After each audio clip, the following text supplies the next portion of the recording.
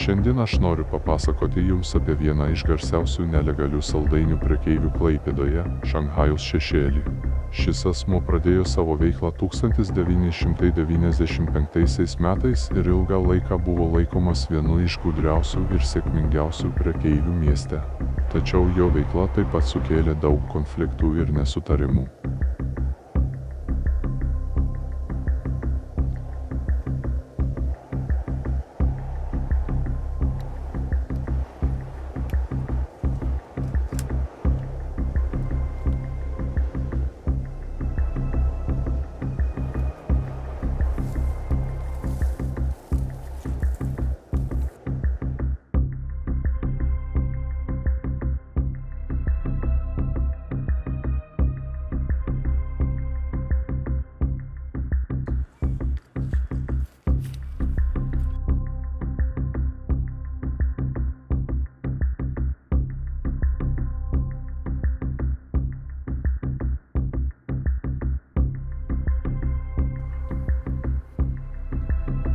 Nors šis prekeivis savo veiklą slėpė nuo policijos, žmonių pasitikėjimą jis prarado, o jo klientų skaičius labai sumažėjo.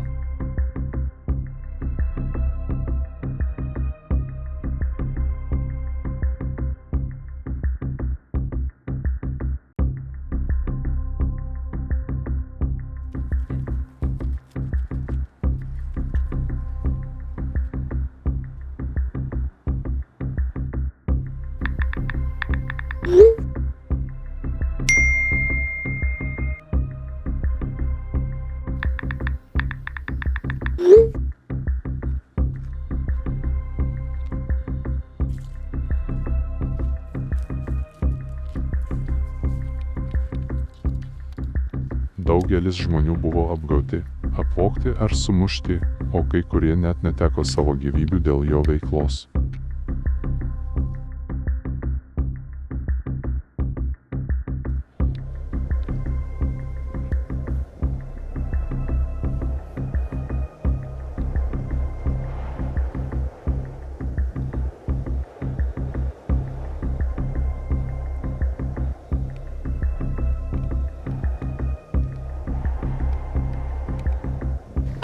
Sveikas.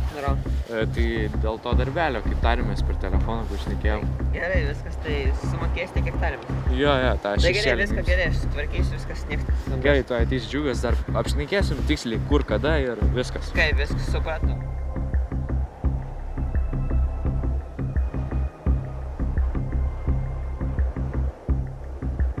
Mes apie tą šešėlį. Tai man svarbu, kad pinigai būtų, aš darbą padarysiu, čia nėra problemų. Greitai, tyliai, švariai ir viskas. Tačiau Šanchajaus šešėlio nuotykiai baigėsi 2011 Liepos vakarą, kai jis pateko į keršytojų pinkles. Jis buvo apkaltintas dėl savo nusikaltimų ir sukeltų problemų. Tokia yra Šanchajaus šešėlio istorija, sėkmės ir nesėkmės pasakojimas.